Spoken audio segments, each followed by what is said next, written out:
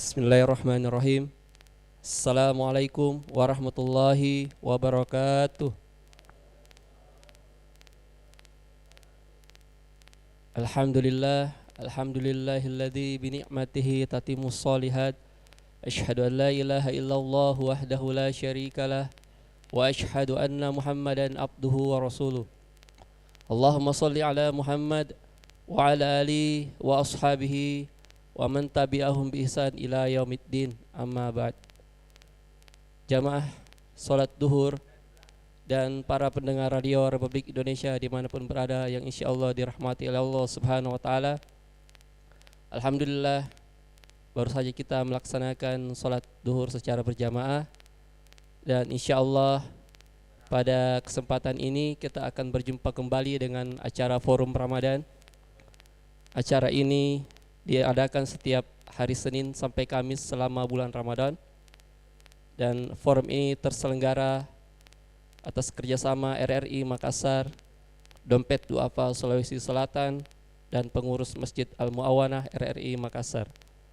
Acara ini diasarkan langsung oleh RRI Pro 1, Pro 4, dan live YouTube di RRI Makassar dan Facebook Masjid Al-Mu'awanah RRI Makassar. Forum Ramadan seperti biasa akan diadakan dalam 2 sesi. Yang pertama sesi tausiah oleh Ustaz, dan yang kedua sesi tanya jawab dari para jamaah. Baiklah jamaah Forum Ramadan serta pendengar RRI dimanapun berada, tausiah Forum Ramadan hari ini akan dibawakan oleh Ustaz Profesor Dr. Muhammad Suhufi SAG MAG dengan tema Sambut Ramadan 1446 Hijriah dari Hati. Kepada Ustaz kami persilahkan dengan hormat.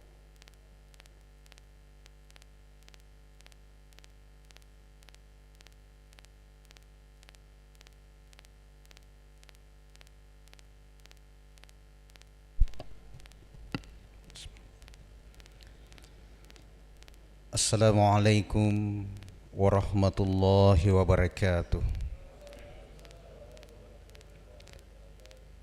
Alhamdulillahilladzi kataba alaina as-siyam kama kataba alal ladzina min qablina. Wassalatu wassalamu ala khatamil anbiya'i wal mursalin Sayyidina Muhammadin wa ala alihi wa man tabi'ahum bil huda ila yaumiddin, amma ba'd. Hadirin wal hadirat jamaah salat duhur serta pendengar Radio Republik Indonesia yang insya Allah dimuliakan oleh Allah Subhanahu wa Ta'ala. Alhamdulillah, kalimat yang senantiasa kita panjatkan kehadirat Allah Subhanahu wa Ta'ala, karena kita adalah hamba-hamba yang dipilih kembali oleh Allah untuk bertemu dengan bulan Ramadan tahun ini. Banyak yang bercita-cita dan berdoa mendapatkan Ramadan, sebagaimana doa ketika mengakhiri Ramadan yang lalu.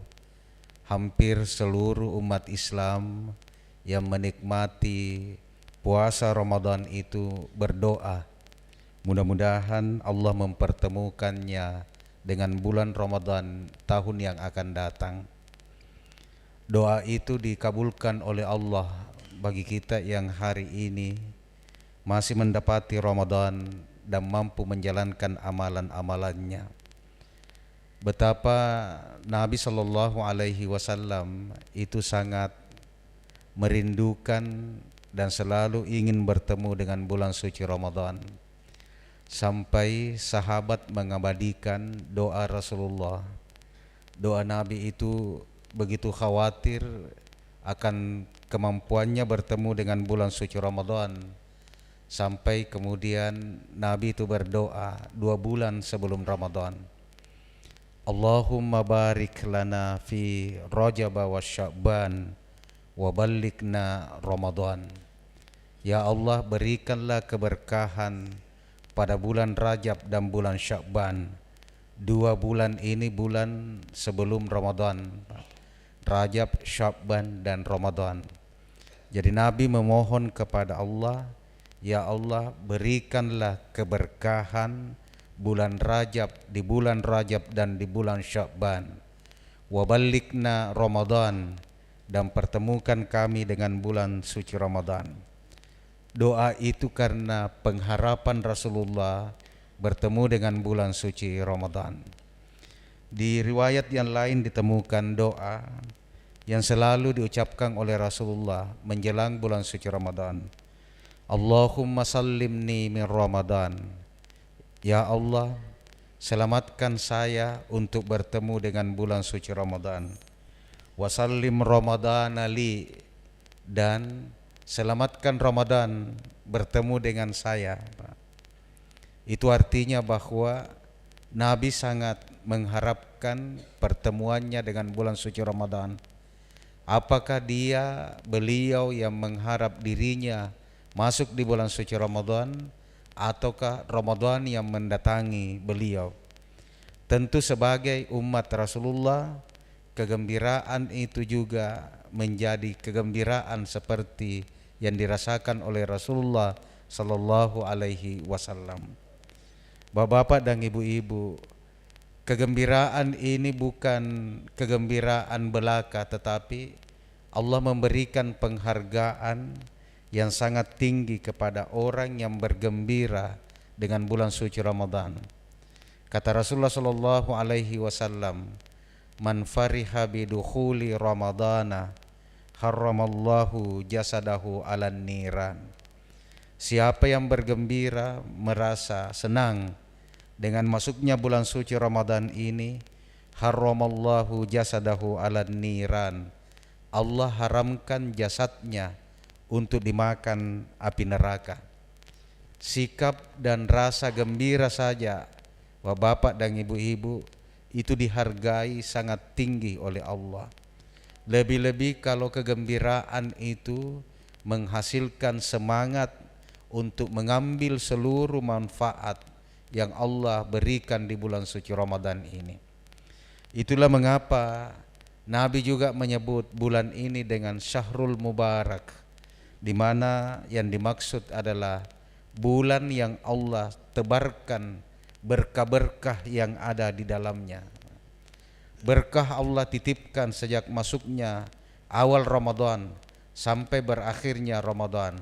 Seluruhnya Allah tebarkan di dalamnya dan memberikan nama berkah. Maka wajar bapak-bapak dan ibu-ibu, kegembiraan kita memasuki Ramadan, kerinduan kita ketika jauh dari Ramadan itu muncul dalam diri seorang hamba yang mengaku umat dari Muhammad sallallahu alaihi wasallam.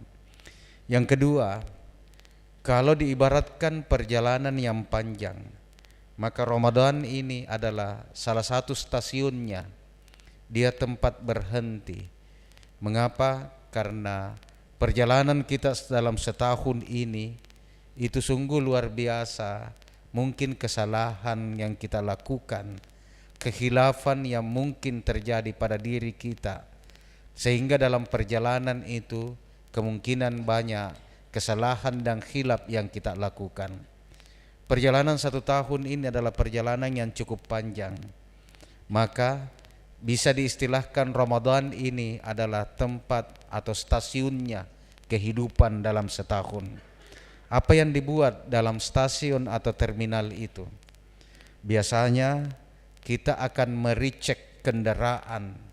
Apakah kendaraan itu tidak mengalami masalah selama perjalanannya sebelum sampai ke terminal atau ke stasiun itu. Yang kedua, kita akan mempersiapkan diri untuk melakukan perjalanan berikutnya. Maka kalau bulan suci Ramadan ini adalah stasiun kehidupan setahun, maka bulan ini akan menjadi tempat merecek kembali. Mungkin dalam 11 bulan yang lalu kita terlalu fokus kepada persoalan-persoalan fisik. Jasad kita, fisik kita ini kita pelihara dengan baik.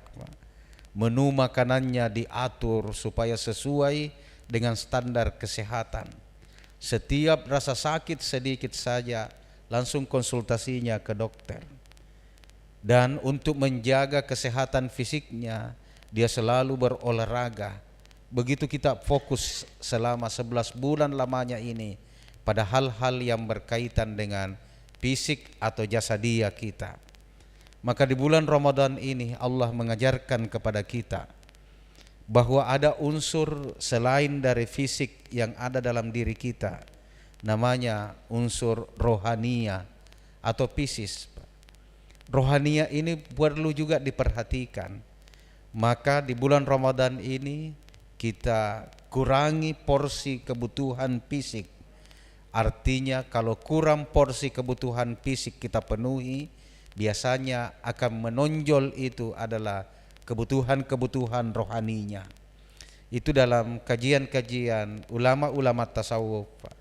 Sebelum masuk ke langkah-langkah berikutnya, maka langkah yang paling utama dan pertama dilakukan adalah mengurangi ketergantungannya kepada fisik. Karena kalau kita masih mendominankan kebutuhan fisik, biasanya kebutuhan rohania itu tenggelam. Nabi mengajarkan salatnya bisa khusyuk kalau tidak dalam keadaan kekenyangan. Puasa juga kita lakukan. Bagaimana kenyang itu bisa kita jatuhkan dan kita menangkan kebutuhan rohania kita. Sehingga kalau terlatih mungkin hari pertama, hari kedua, kita fokus pada rasa lapar, rasa haus, rasa dahaga. Karena baru permulaan untuk memulai itu. Bagi yang tidak terbiasa melaksanakan puasa-puasa sunat. Tapi nanti hari ke-15 itu sudah mulai muncul keinginan untuk mengisi kebutuhan-kebutuhan rohania. Maka bapak dan ibu-ibu, kebutuhan rohania ini bisa kita lakukan penuhi dengan cara berpuasa. Kelihatannya susah kita fokus dan membaca apa yang dibutuhkan oleh rohania kita kalau perut ini selalu kenyang. Maka itulah ketika Nabi Adam alaihissalam itu melakukan pelanggaran di sorga.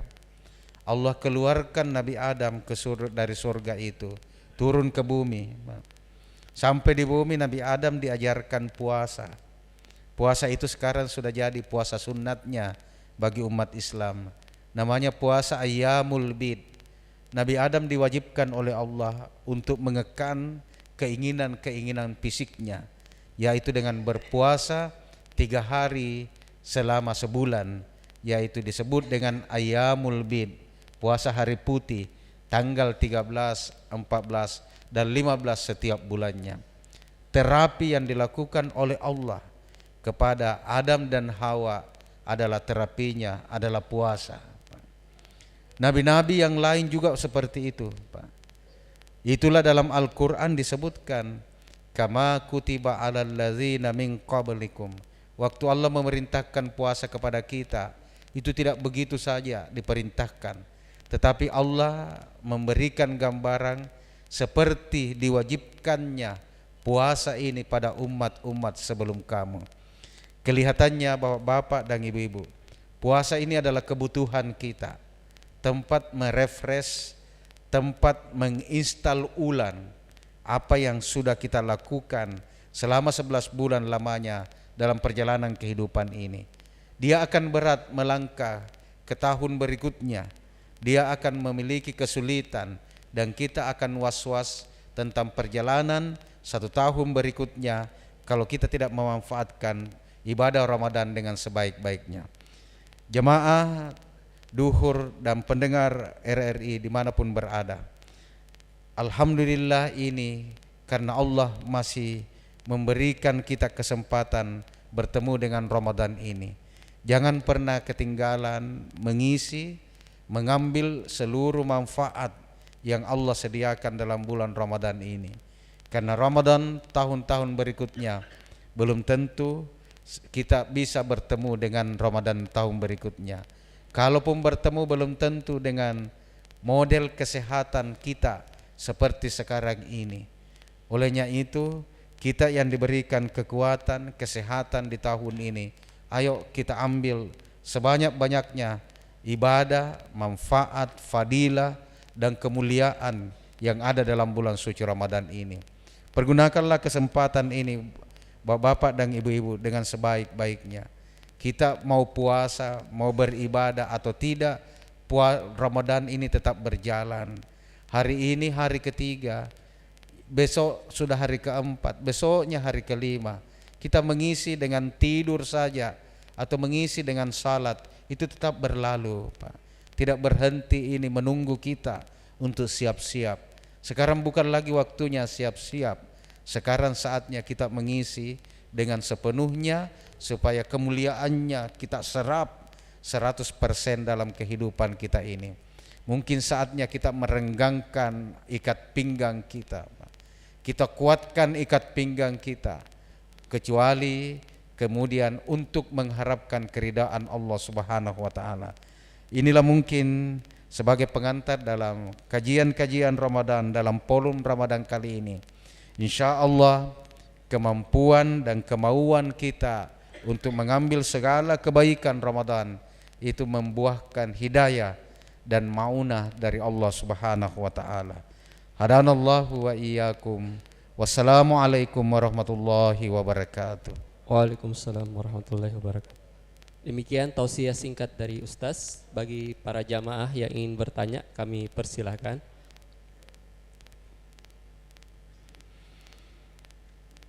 Baik, para jamaah yang ingin bertanya, mohon angkat tangannya.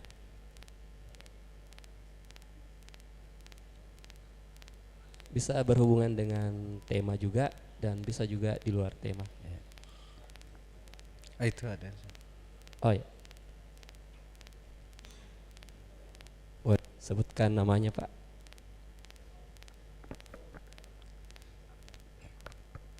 Bismillahirrahmanirrahim. Assalamualaikum warahmatullahi wabarakatuh. Assalamualaikum. Nama saya Makmur, Ustaz. Yang saya sedikit tanyakan ini yang paling sering kita lakukan yaitu pada hari Jumat. Jadi saya keluar dari sedikit dari Ramadan. Biasanya kalau kita masuk masjid sudah terjadi azan, untuk kita salat sunat rata-rata orang pada menunggu, Ustaz. Nah, yang saya biasa lakukan pribadi saya, pada saat saya masuk ke masjid, azan sudah berkumandang, saya tetap melakukan salat tahiyatul masjid sebelum khatib naik ke mimbar. Kira-kira pendapat yang bagaimana Ustaz yang bisa pribadi saya lakukan? Terima kasih banyak. Inna muwafiq ila tarik. Assalamualaikum warahmatullahi wabarakatuh.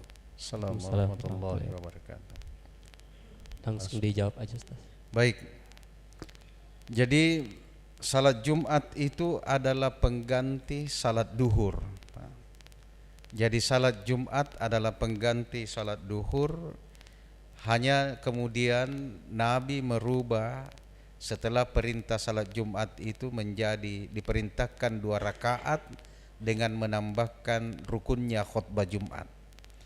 Jadi kalau dia pengganti salat duhur, maka dalam fikih ulama kita menganggap hukum salat Jumat itu seperti dengan salat duhur, termasuk yang berkaitan dengan salat-salat sunat yang berkaitan dengan duhur itu bisa ditarik ke salat Jumat itu.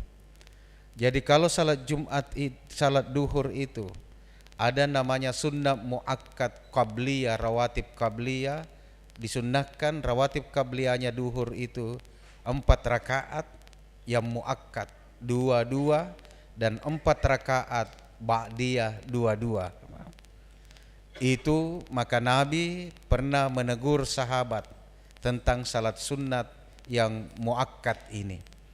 Maka kalau kita sudah berada di masjid dan kita sudah masuk waktunya salat Jumat, maka karena rawatib qabliyah itu syaratnya nanti masuk waktunya. Berarti rawatib qabliyah itu sudah azan. Berbeda dengan sebelum masuk waktu. Kalau sebelum masuk waktunya namanya sunnah tahiyatul masjid. Sunnah tahiyatul masjid itu dalam makna kesehariannya tahiyatun itu artinya penghormatan. Fikhinya kapan saja kita masuk ke dalam masjid apakah mau melaksanakan salat 5 waktu atau saja lewat saja dalam masjid, maka kita disiapkan pahala sunnat kalau kita melakukan namanya sunnat tahiyatul masjid. Jadi sunnat tahiyatul masjid itu sunnat yang berkaitan dengan masjid, tidak berkaitan dengan salat 5 waktu. Jadi misalnya rapatnya jam 9 pagi, tapi rapat itu diadakan di masjid. Bapak, ibu-ibu yang masuk di masjid karena berkaitan dengan masjid, penghormatan kita kepada masjid harus dilakukan. Inilah mengapa disebut sunnah tahiyatul masjid. Lantas bagaimana ketika Jumat, salat Jumat? Rasulullah pernah menegur sementara khutbah Rasulullah. Ada sahabat yang masuk terus langsung duduk. Kata Rasulullah, berdiri. Ini di tengah khutbah, Nabi memotong khutbahnya, begitu mementingkan, begitu pentingnya yang disebut dengan sunnah tahiyatul masjid. Jadi Nabi langsung menegurkan, berdiri, lakukan 2 rakaat. Apa yang membuat kamu tidak melakukan itu? Begitu Rasulullah SAW mementingkan sunnah tahiyatul masjid. Nah, bagaimana kalau sekarang dianggap khatib sudah ada di mimbar, Pak. Khatib sudah ada di mimbar nih. Terus ada 2 pekerjaan yang berlaku di situ. Mendengarkan khatib, kemudian kita baru masuk. Berdasarkan hadis yang tadi, peristiwa yang tadi, kita tetap dianjurkan melakukan sunnah tahiyatul masjid, tapi tidak lagi sunnah rawatib, ya. Tidak lagi sunnah rawatib qabliyah, karena sunnah tahiyatul masjid berkaitan dengan masuk masjid, sunnah rawatib qabliyah berkaitan dengan pelaksanaan salat. Maka karena salatnya sudah berjalan, karena khutbah itu bagian dari salat Jumat, maka tidak lagi sunnah rawatib qabliyah. Jangan sampai ada yang masuk ke masjid 2 rakaat dulu sunnah tahiyatul masjid, kemudian berdiri lagi 2 rakaat sunnah rawatib. Itu bagus kalau salat duhur kan. Makanya itulah kelebihannya yang duluan masuk, Pak. Yang duluan masuk sebelum azan pertama masuk sunnat tahiyatul masjid. Boleh sunnat setelah tahiyatul masjid melakukan sunnah wudu, 2 rakaat sunnah wudu.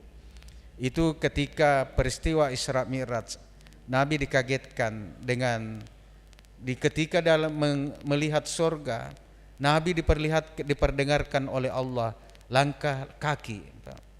Rasulullah tahu langkah kaki itu langkahnya Bilal. Karena itu kalau kita sudah akrab sama orang, biar langkah kakinya itu ditahu, Pak. Itu di kampung karena rumah panggung, kita dibawa duduk-duduk, ditahu itu Ianu di atas jalan, kentara langkah kakinya. Rasulullah itu diperdengarkan langkah kaki Bilal. Setelah turun, Nabi bertanya ke Bilal, panggil khusus Bilal, Bilal, apa amalanmu sampai Allah memperdengarkan langkah kakimu padahal kamu masih hidup, langkah kakimu sudah ada di surga? Apa kata Bilal? Tidak ada ya Rasulullah, sama seperti yang lain-lainnya. Tetapi kata Rasulullah, pasti ada ini. Kata Bilal, ya Rasulullah, saya tidak pernah berwudu kecuali pasangan wudu saya adalah sunnah wudu 2 rakaat. Itu rupanya yang menjamin Bilal masih hidup orangnya, sudah diperdengarkan langkah kakinya. Saya kira itu sunnah tahiyatul masjid berkaitan dengan masjid, Pak. Sunnah rawatib qabliyah berkaitan dengan salat rawatib, salat fardu atau salat yang 5 kali sehari semalam. Ya, disilakan, Pak. Itu ada di belakang, Pak. Ya. Baik, Tidak. sebutkan namanya, Pak, ya. Bismillahirrahmanirrahim. Terima kasih Ustaz. Yang saya mau tanyakan, apakah boleh salat wajib 2 kali dalam 1 waktu? Dalam artian begini, salat maghrib. Kebetulan salat maghrib saya pergi di masjid salat berjamaah. Pas sudah salat berjamaah, saya pulang ke rumah, saya salat lagi salat maghrib mengimani anak saya yang masih umur 7 tahun. Kenapa saya lakukan itu? Karena kalau saya tidak imani dia tidak salat. Jadi dalam maghrib itu saya sholat 2 kali. Iya. Yang pertama berjamaah di masjid, terus yang kedua saya mengimani anak saya masih umur 7 tahun. Apakah boleh seperti itu, Ustaz? Iya, iya. Ini juga pernah kejadian di zaman Nabi ini. Rasulullah bersama sahabat sudah salat nih. Tiba-tiba ada segerombolan orang datang. Orang ini orang Arab Badui, Pak. Orang Arab Badui saat itu pengetahuannya tentang agama masih kurang. Maka kata Rasulullah, siapa di antara kalian yang mau mengimani itu yang baru masuk di masjid, Pak? Itu artinya boleh 2 kali, tapi ulama fikih menyebutkan kebolehan 2 kali itu yang penting di salat pertamanya tidak menjadi imam, Pak. Kalau dia makmum maka boleh menduakalikan, Pak. Karena itu kejadiannya pernah di masa Rasulullah SAW. Sudah bubar sahabat beserta Nabi. Nabi menjadi imam saat itu. Tiba-tiba baru datang segerombolan orang datang mau salat. Ini orang oleh Rasulullah kalau tidak diimani ini bisa salah-salah salatnya. Maka kata Rasulullah, siapa yang mau dapat pahala? Imani itu. Berarti itu kebolehannya boleh seperti itu, Pak. Dulu pernah waktu 2 tahun lalu ya, lebaran 2 kali, Pak. Ada panitia yang undang, Kak. Panitia ini hari Rabunya pergi lebaran, Pak. Terus dia undang, kebetulan masjidnya ikut pemerintah. Dia undang dan satu-satunya yang saya kenal di masjid itu hanya dia, Pak. Dia bilang, Ustadz, 2 kali mas sebenarnya lebaran ini.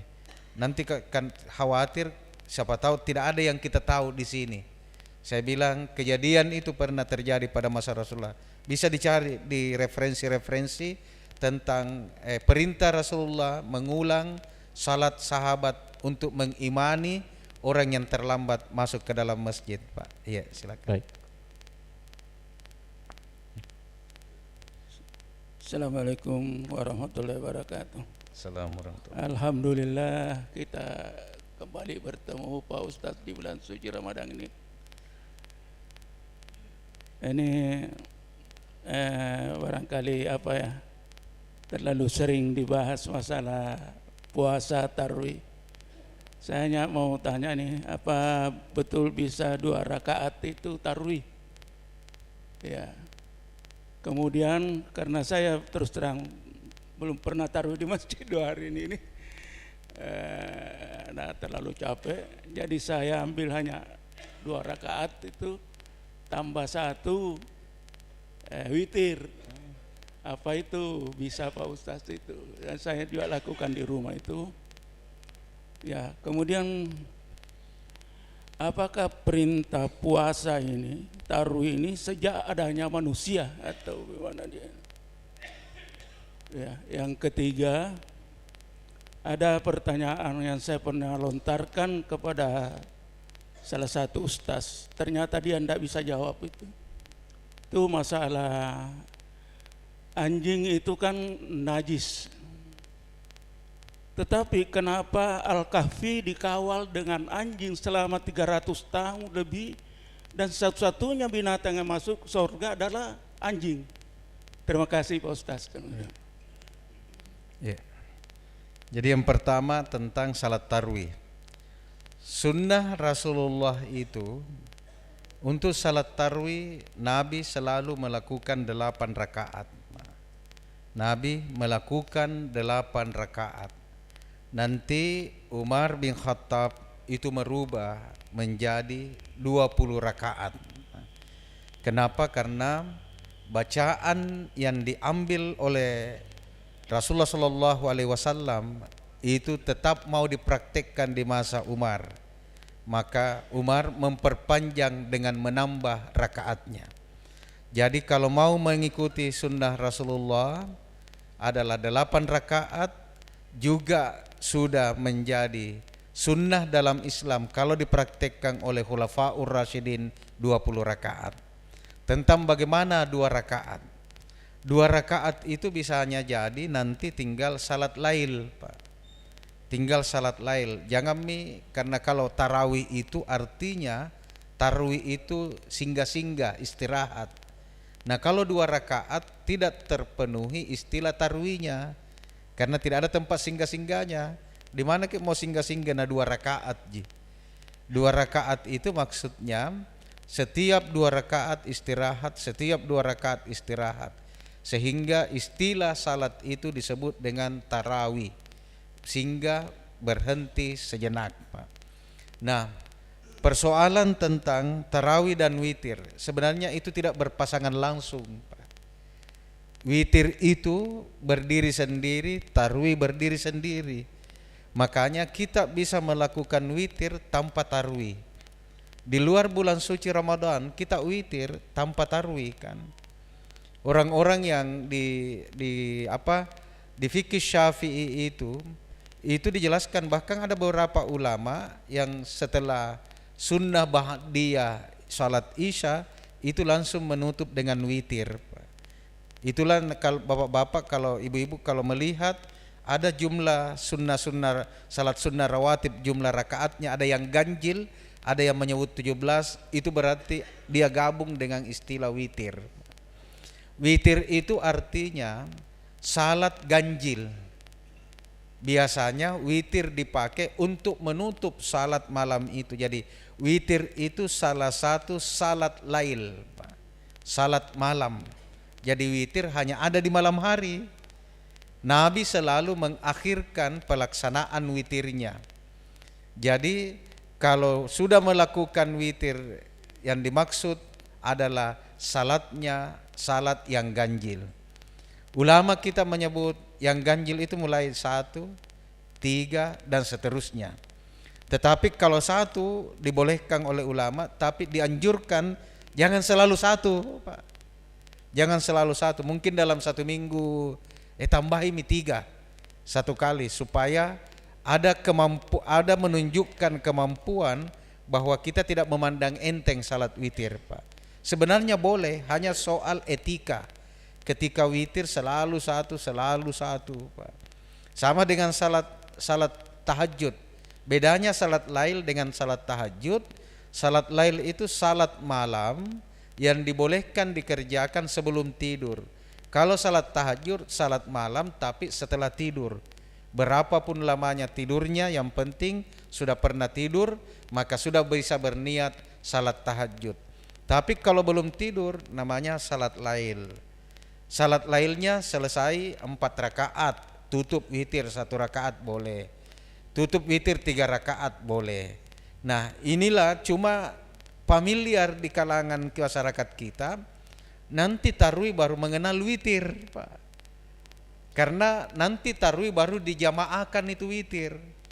Itu hebatnya kita punya ulama, karena memperkenalkan witir itu dalam bentuk berjamaah, sehingga istilah witir ini terkadang mengikut ke dalam istilah tarawih, karena selalu berbarengan dilakukan tarawih witir.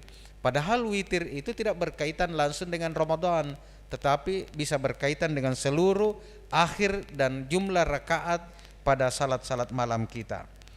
Ini tentang puasa. Puasa yang diajarkan dalam Islam itu kan sudah disebutkan jelas dalam Al-Baqarah. Kama kutiba alal ladzina min qablikum, seperti juga diwajibkan oleh umat-umat sebelum kamu. Bahkan Imam Al-Maraghi menyebut semua nabi-nabi dan rasul ada syariat puasanya. Hanya syariatnya berbeda antara satu dengan yang lainnya. Misalnya Nabi Adam 3 kali dalam 1 bulan, tanggal 13, 14, 15. Nabi Daud alaihissalam itu puasanya sepanjang tahun. Yasumu yauman wa yaftiru yauman. Puasa hari ini besok tidak, puasa hari ini besok tidak, sepanjang tahun, Pak. Ada lagi puasa 40 hari. Puasa 40 hari dilakukan juga oleh Nabi sebelum kita. Terus Rasulullah Shallallahu Alaihi Wasallam itu sudah melakukan puasa sebelum perintah puasa Ramadan, Pak. Jadi Nabi itu sudah berpuasa, karena puasa Ramadan itu nanti diwajibkan 2 tahun setelah Rasulullah berada di Madinah. Itu berarti kurang lebih 12 tahun, 14 tahun, Pak. Jadi nanti 14 tahun setelah kerasulan itu baru Rasulullah melakukan puasa Ramadan. tetapi ditemukan dalam sejarah bahwa Rasulullah sudah melakukan puasa sebelum puasa Ramadan. Lantas puasa apa yang dilakukan itu? Salah satunya tentang puasa Ayyamul Bid, puasa Rasulullah 13, 14, 15, dan pernah Rasulullah Shallallahu Alaihi Wasallam melakukan puasanya umat Nabi Musa alaihissalam, kaum Yahudi. Itu puasa di bulan Muharram, dipuasa di tanggal 10 Muharram. Itu Nabi sudah melakukan itu sebelum Ramadan. Tapi setelah datangnya puasa Ramadan, puasa-puasa yang lain itu diturunkan peringkatnya menjadi puasa sunat, karena kita sudah punya syariat ibadah puasa. Jadi kalau puasa sepanjang sejarah manusia, itu Al-Quran memberikan informasi bahwa sudah disyariatkan sejak Nabi Adam alaihissalam. Kemudian ini anjing najis. Ashabul Kahfi itu kejadiannya jauh sebelum masa Rasulullah, bukan di masa Islam. Jadi banyak yang dulu yang dibolehkan, setelah datangnya Islam itu menjadi tidak boleh. Dulu orang bisa kawin berapapun, Pak. Sebelum datangnya Islam, sahabat itu punya istri banyak, Pak. Setelah datang Islam, ayat di pertengahan turunnya Al-Quran, tiba-tiba ada yang mengatur di Al-Quran surah An-Nisa itu tentang aturan prinsip pernikahan dalam Islam adalah 1, kecuali dalam keadaan darurat, 2, 3, atau 4, Pak. Jadi ayat itu turun pada masyarakat yang sudah punya istri yang banyak, Pak. Jadi bukan perintah menambah itu, Pak. Jangan sampai dikatakan itu perintah menambah, bukan, perintah membatasi. Karena ayat ini turun pada masyarakat yang praktiknya berpoligami tak berjumlah. Berjumlah banyak istrinya, baru turun ayat fankihu ma tawabalakum minan nisa'i masna wa sulah. Kawini maksimal 4. Kalau yang sebelumnya punya istri 11, 12, tiba-tiba turun perintah cukup 4, itu namanya pembatasan. Seandainya ayat ini turun sekarang di Indonesia yang rata-rata istrinya orang 1 ji, baru tiba-tiba ayat itu turun kawini 2, 3, atau 4, itu namanya perintah menambah, Pak. Jadi harus di coupling ini bukan perintah menambah, tapi perintah membatasi.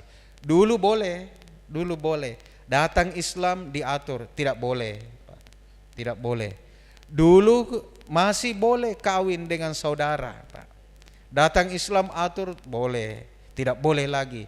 Dulu kita masih boleh keluarga-keluarga, semua keluarga bisa dapat zakat. Setelah Nabi datang, keluarga Rasulullah, anak cucunya tidak boleh dapat zakat, Pak. Jadi ada kebolehan yang kemudian tidak dibolehkan dalam Islam.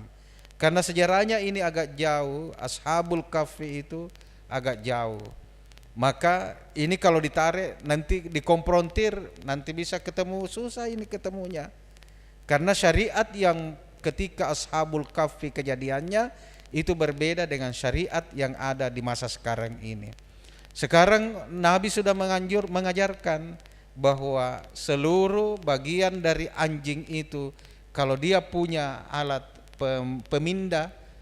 pemindai namanya, maka menjadikan dia najis, Pak, dan haram dimakan. Makanya bapak-bapak dan ibu-ibu kalau bersentuhan dengan anjing, syaratnya kita bernajis salah satu atau keduanya dalam keadaan basah, maka itu bernajis mughalladh, najis berat. Tapi kalau dua-duanya kering, itu tidak bernajis, Pak. Ada medianya itu air. Makanya hadis menyebut air liur karena medianya adalah air liur. Saya punya orang tua, Pak, petani. Saya baru tahu setelah mendapatkan ajaran dari fikih, itu orang tua kalau musim hujan, Pak, balai-balai di rumah itu diangkat, di rumah-rumah di kebun, Pak. Tangga dikasih seng. Saya bilang barangkali takut kena air ini tangganya. Ternyata tidak. Lama baru saya dapat, rupanya orang tua itu paham kalau musim hujan karena di kebun itu banyak anjing, Kalau anjingnya tidur di tangga atau tidur di balai-balai itu bernajis. Tapi kalau musim kemarau besok lap-lap saja, Pak. Baru tidur lagi di situ. Saya bilang, ini orang tua paham fikih kayaknya ini. Cuma tidak tahu dalilnya.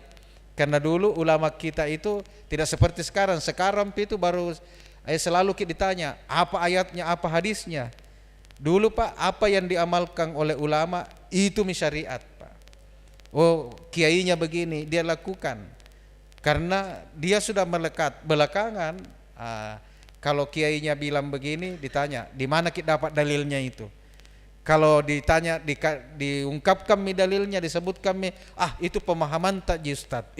Susahnya ini, suruh kita cari dalil, sekalinya dikasih dalil, bilang pemahamannya. Saya kira demikian Bapak dan Ibu. Iya. Ya, baik, pertanyaan terakhir Ustaz. Iya. Terima kasih. Nama saya Abdul Ghaffar. Begini Pak Ustaz, waktu kemarin Lebaran, tahun lalu Lebaran 2 kali. Ada teman saya tanya saya, dia bilang saya kemarin Pak Ustaz tidak ikut Lebaran. Tidak ikut Lebaran karena saya ikut pemerintah. Tapi puasa aku bilang tidak juga, karena Lebaran mulai di tanah suci. Lebaran mulai di tanah suci katanya. Jadi saya tidak Lebaran, tidak puasa kak juga, tapi tidak bikin juga Lebaran. Karena saya ikut sama pemerintah. Saya bilang, kalau saya Pak tetap puasa karena saya ikut pemerintah. Yeah. Dia bilang begitu rasanya Pak. Ini yang pertama. Yang kedua, masalah sholat tahiyatul masjid. Ini yang menjadi pertanyaan bagi saya. Banyak ulama yang saya dengar bahwa Nabi tidak pernah itu ada namanya sholat tahiyatul masjid. Ada juga dia bilang Pak Ustaz Ahmad itu sholat harus dikasih nama. Jadi saya bingung ini, yang mana yang benar ini? Karena Nabi katanya tidak ada itu sholat tahiyatul masjid. Tapi Anda bilang kalau masuk di masjid sebaiknya itu sholat dikasih nama. Saya kira ini Pak Ustaz. Mau dia jelaskan. Nah, ini menarik ini. Sedikit lagi Pak. Iya, tidak Lebaran. Ini biasanya kalau berbeda Lebaran itu ada 3 kelompok manusia, Pak.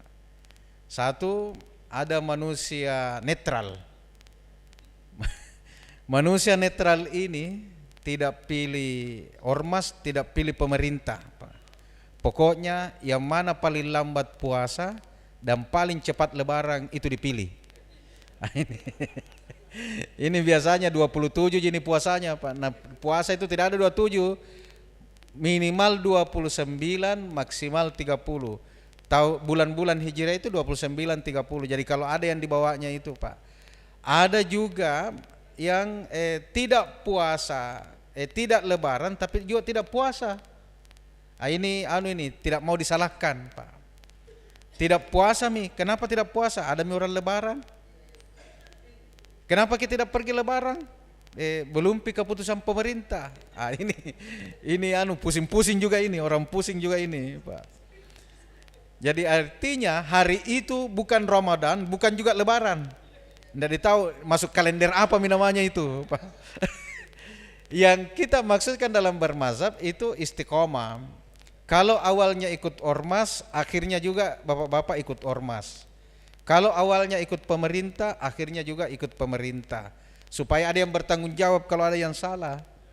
Kalau ada yang salah itu ormasnya salah, itu pemerintahnya, menterinya yang salah, Pak. Jadi kita istiqomah, satu kita ikuti. Kalau diikuti awalnya itu juga akhirnya. Saya kira itu. Terus tahiyatul masjid. Nabi itu tidak melakukan salat sunnat di masjid. Ada 2 alasan prinsipil Rasulullah tidak melakukan salat sunnat. Yang pertama, saat itu syariat masih turun. Untuk membedakan yang mana salat wajib dan mana salat sunnat itu ketahuan. Kalau Rasulullah biasa lakukan di masjid dan juga di rumahnya itu salat sunat, Pak. Termasuk salat tarawih. Salat tarawih itu Nabi 3 kali 3 hari, Pak. Jangan sampai ada yang baca ini hadisnya, Nabi 3 hari salat tarawih. Setelah itu 3 hari, sebentar malam tidak salat karena malam keempat. Nabi itu 3 hari, Pak. Kenapa 3 hari? Karena waktu hari keempat Rasulullah sudah lihat, sahabat sudah berkumpul menunggu Rasulullah. Ini dalam siasatut tasyri'iyah, dalam siasat pensyariatan ini berbahaya, Pak. Berbahayanya kenapa? Kalau Rasulullah 1 bulan berturut-turut ada di tempat itu, di masjid itu, nanti sahabat salah paham, dikira tarwih itu kewajiban, Pak. Maka salat-salat sunat Rasulullah itu dilakukan di rumahnya, termasuk sunnah rawatib. Nabi itu sunnah rawatib di rumah.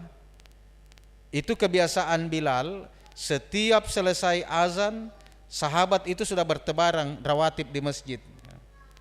Setelah itu kalau mau iqamat, Bilal itu ke rumah Rasulullah ketuk-ketuk, Pak. Kenapa? Rasulullah melakukan rawatib di rumahnya. Jangan sampai ada juga yang mau lakukan itu. Kalau kita lakukan sekarang, semua orang menganggap bukan kewajiban. Dulu dikhawatirkan, sahabat menganggap kewajiban. Yang kedua, dari aspek kondisi, konteks. Rumah Rasulullah dengan masjid itu satu lokasi, Pak. Bapak kalau mau menggambarkan rumah Rasulullah, lihat makam Rasulullah, kuburan Rasulullah. Karena itu kekhususan bagi para nabi dan rasul, itu dikuburkan di mana dia meninggal. Jangan sampai dapat baca lagi itu hadis, umat Islam mau juga seperti itu. Kita ikuti sunnah Nabi deh, dikuburkan di mana meninggal. Wah, setengah mati rumah sakit, Pak. Mau semua dikuburkan di bawah ranjangnya rumah sakit. Itu khusus pada nabi dan rasul. Karena Allah tidak mewafatkan seorang nabi kecuali di tempatnya di mana seharusnya dimakamkan, dikuburkan.